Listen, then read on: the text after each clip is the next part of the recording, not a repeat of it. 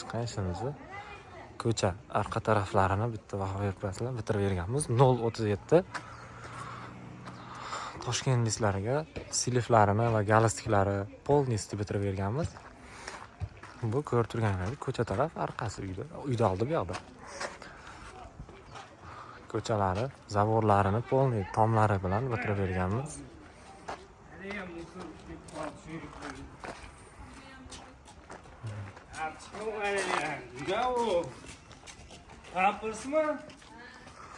Bu ko'cha tarafi, ichkarilarini ham hozir bitta video qilib beraman. Zaborlari 24 metr chiqqan.